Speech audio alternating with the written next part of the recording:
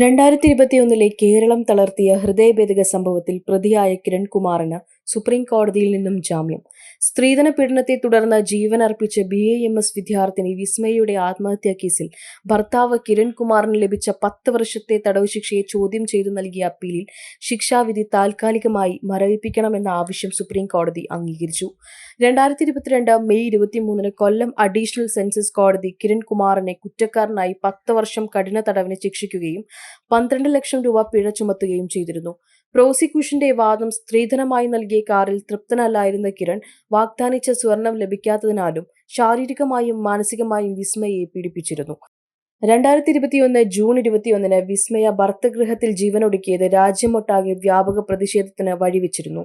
കേസിൽ അറസ്റ്റിലായതിന്റെ പിന്നാലെ മോട്ടോർ വാഹന വകുപ്പിലെ AMVI സ്ഥാനത്ത് പ്രവർത്തിച്ചിരുന്ന കിരൺകുമാറിനെ സർവീസിൽ നിന്നും പുറത്താക്കുകയും ചെയ്തു.